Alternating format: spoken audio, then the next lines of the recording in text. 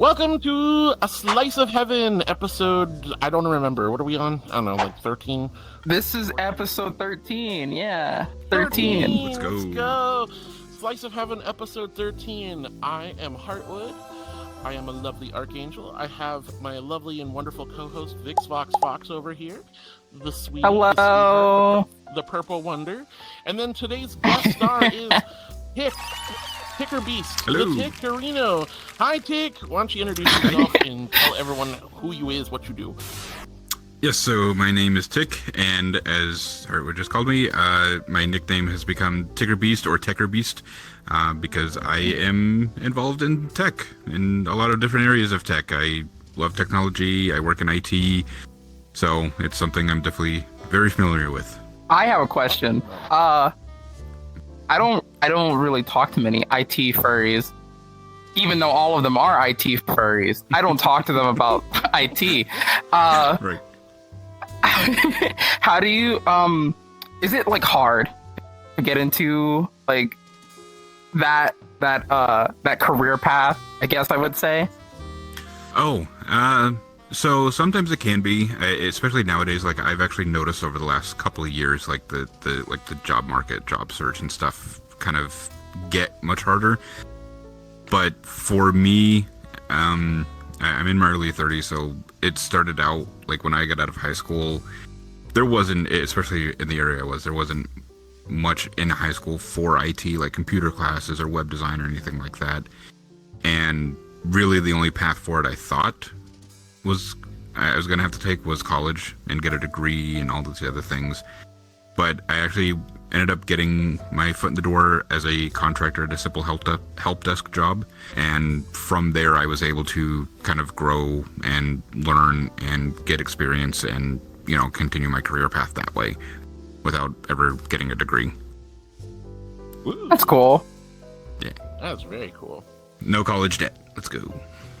I don't know much about IT, but I've heard help desk so many times. I'm like, what is that? What is it? It's like some initiation. I have no idea what help desk is. Help desk is like customer support, right? Like you call customer support, you reach a help desk. It's usually help desk is what's referred to as like an internal customer support. So if you work at a company and you have an issue with your laptop, like you're gonna go to that company's help desk. Yeah. Okay. So, okay. When I was it's a desk where they help. When I was younger, like all the furries would always end up working at the same company, all in IT, all in support, all in customer service. So like there was a printer company, and everyone locally ended up somehow through referrals and just interviews and knowing somebody who knows somebody in the company, everyone ended up working at this printer company for a couple of years, and everyone worked there. And it was you were either in like the tech side or you were in the customer service side doing like phone calls and stuff. And it was just really funny because that trend has continued on, like at least in my local area, where folks are still kind of doing the same thing. Like now they're all in like this sector or that sector, but like IT and tech support has always been really important, and furries just kind of gravitate towards it because it's not, I would assume it wasn't like the hardest industry to kind of get in at the very entry level floor. You didn't need a degree. Right. You could just basically, get in, they'll train you how to handle like tier 1 tickets, essentially, phone calls, learn their system, it's basically a butt in the seat and an ear to the phone, and you can slowly learn from there. But knowing you, because I know you helped me a lot. You've become quite good at your tech jobs in all the technology. And since you didn't go to college for technological stuff, and like support things, how did you learn all of that? So that's a good question. And you're right. A lot of tech jobs, and again, this is also where I'm seeing that difference in the job market and stuff, is it used to be much easier, I think, to get into at that entry level. But nowadays you have all these companies that are like, oh, entry level, you need a bachelor's degree and 5 years of experience for an entry-level job. Yeah. It's like, that doesn't make any sense. How? Right? I got to the point where I could install Windows XP basically with my hands tied behind my back. Like, I could do it in my sleep. So, because I was doing it often.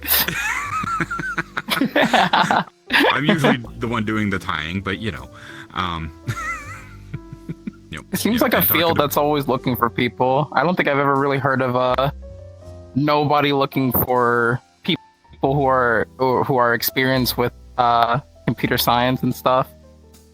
True, and that's just it. I think again that kind of delves into a whole different topic of like the job market nowadays. But there are certainly open job postings on pretty much any site you go to for help desk, right, or basic IT customer support, things like that. And I don't know if it's just because of where I'm at in my level of like career advancement or something, but it seems like most of the jobs I'm seeing nowadays are there is a gap between where I'm at and a lot of the job listings that I'm seeing, where like at this point it's like engineers, like software engineers, programmers, and it's like I don't have that skill set yet, but it is actually something that I'm maybe pursuing soon, so we'll see. Yeah. And to touch on your point about like so many people going into computer science is I think it's just because of the day and age we're in. Like like everyone has a cell phone now. Like everyone, essentially just about everyone, at least in the US, basically has access to somewhat decent internet. The access that gap to bridge is growing shorter all the time, and it's almost non-existent at this point, because it's like even if you don't have internet access at home, like most people still have a cell phone and they can get hotspot or something on that. When 20 years ago that wasn't the case. Like you had a landline, and if you were lucky you had a computer, like let alone internet and let alone broadband. Like, so I think with that evolving and tech just becoming so easily accessible now, I think that's why so many people are going into it. It's just because it's almost becoming an easier field to get into. I wanted to say tech is easily accessible, but so many people are, what's the word, like computer illiterate. Like they can operate a computer and or a phone, but they don't know why or how it works. There's so many people who don't know like common shortcuts on like their computer, like Control-C, Control-V and stuff like that. It's like you're on this every day. At least that's like common information. How do you not know that? Right. So, well, and I guess that's almost what I mean about tech becoming more accessible. If you look back when the cars were first invented, right? You had to know everything about your car. You had to know how to start it with a crank. You had to know how to change a tire on it if you were going to deal with it. But as cars and the technology of vehicles and stuff accelerated and became more accessible, you didn't need to know as much about it to be able to work it, right? And so that's almost what I mean about tech becoming so accessible that you don't need to have knowledge of how it works to be able to use it. And you literally just walk into a store, buy your printer, plug it in, and print. But that wasn't always the case. Maybe not printers. Maybe not printers. Set up a printer. You just set up a printer. You ever work with an HP printer? HP, sponsor me. I'll change my comment. That's HP crazy. Printers. You ever mess with an HP? Brother printers are great. Brother, sponsor us. Slice of heaven, sponsor. You went from one printer company to another. After you talk trash about one of them, you're like, wait a minute. Wait, I need to change my mind. I'm like, if I'm gonna badmouth one company, let me at least go for the one that is gonna pay me. Canon. Canon's better. Canon's better than both of them. But on the same token, VR chat's a great example, right? VR chat, like, look at how much just the casual user base is doing like hardcore game development for VR chat. An example of, right. We are learning Blender, where you're using game engines like Unity. We are learning like modeling and art programs to create our models. And this is enthusiast level, but we're making stuff that's better than game developing studios. And that kind of like enthusiasm and that kind of like user base continues to create more, and they get really knowledgeable with the technology that's at our disposal on a user created level. Sort of like back in the day when video games, you have a modding community, and the modding community is the only reason the game stayed alive. That's The just modders modern come in, they just- Bethesda games. Bethesda, do sponsor us. We'll retract that statement. Shut up. Bethesda don't sponsor us. All right, never mind. Okay, I got. I'm sorry, Todd Howard. My.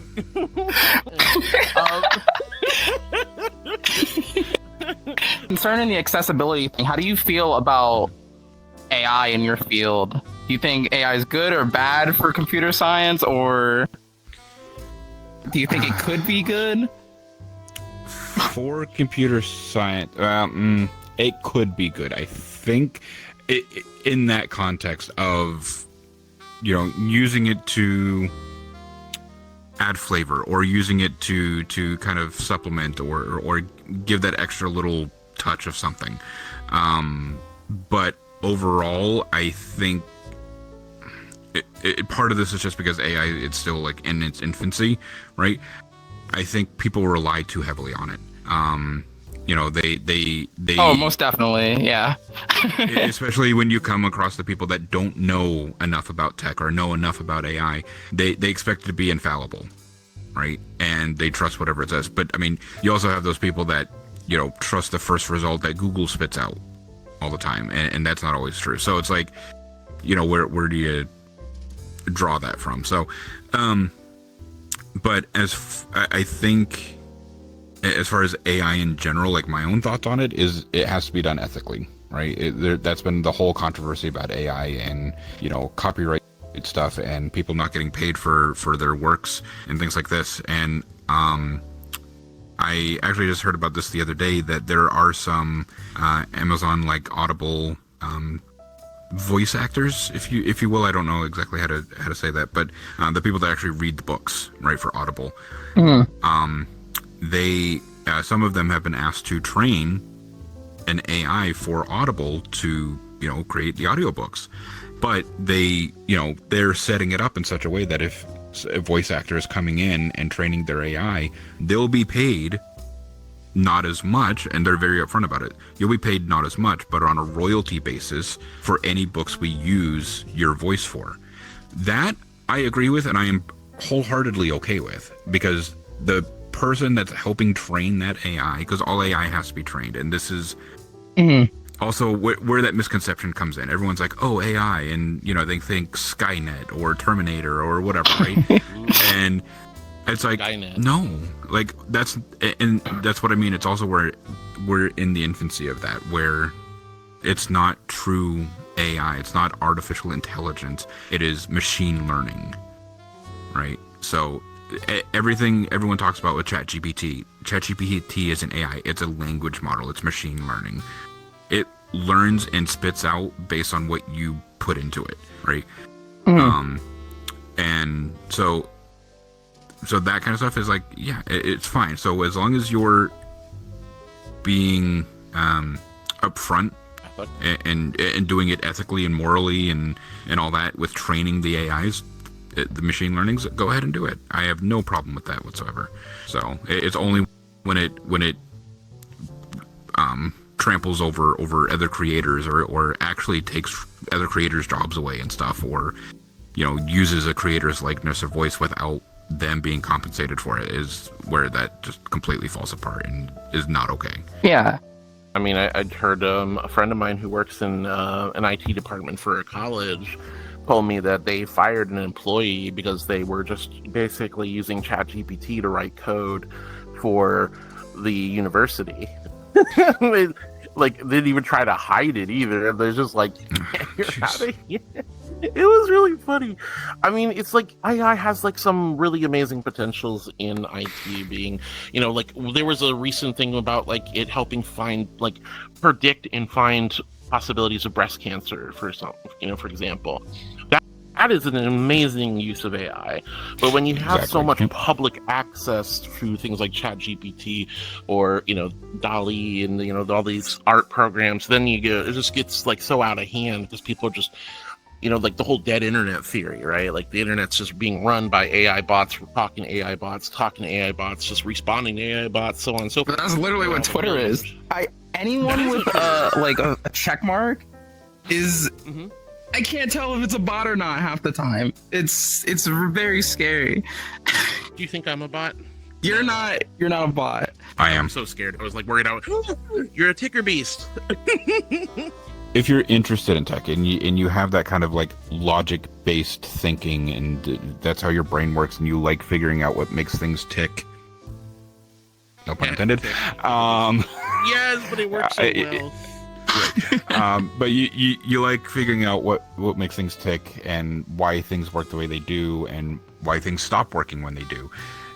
Definitely, feel free to go into tech, whether it's, IT help desk at a company, whether it's, the Genius Bar at an Apple store. But whatever it is, even if it just gets you your foot in the door, it gets you your start, right? Yeah. But As long as it's not Geek Squad. All right, we just lost our Best Buy sponsor. Thanks. We're losing all sponsors today. We're losing everybody. There have been people I've known that got their start at a Geek Squad. So We're just teasing. It was just more jokes than anything. Because I've heard some I know. truly like terrible stories. Well, about Geek Let's put it Squad. this way, company evil, but not all employees. Like we don't blame the Amazon employees for Amazon's, public relations on their employment history. Same thing with Best Buy, Geek Squad. These companies, they have their own problems to deal with internally, whether it's HR, payroll, public relations. That's a whole different thing. But when you're an employee, you're learning the trade. You're going through everything. It's not the employee's fault. They work for a big corporation. Like we have to always separate that. Like I will say that is a big part of it. Yeah, don't judge the employees. A lot of the issues people typically have with things like Geek Squad is because of their policies. It's nothing. Yeah. You can have the most knowledgeable, the most experienced employee working there, but if their hands are tied by whatever company policy says and it upsets a customer, then that's not the employee's fault, right? That's the policy. Yeah. That's the company's fault. So yeah, definitely blame the company more than you blame the employee. Yeah, usually. But Usually. it's like you said, getting your start. Whether you're working for a little printer company and doing their like IT stuff, whether you're taking phone calls for a massive corporation like AT&T and doing customer support there, or whether you're going out fixing people's internet or you're fixing computers at Best Buy. Just get started, I guess, is the way you're Yeah, doing it. exactly. Learn your skills, get what you get out of it, and get the heck out and find something better. Because there's always another place to go and more tech to learn and more things to experience. Absolutely. Yeah, never stop. If you're that kind of person, never stop learning, never stop growing. What you like, what you're into, what you have knowledge of. Whether it's hardware, software, networking, cybersecurity. Go and do it all, right? Because that just makes you a better prospect. Absolutely. All right. Well, any last questions, Vix? Anything else? Nope. All right. Well, thank you so much for coming and hanging out with us today. Of course. Thank you for being a guest on Slice of Heaven, and thank you for all Thank the you for having me. wonderful advice. And when I have more computer problems, I will be reaching out to you, my personal ticker beast. I'll invoice you. Terms and conditions.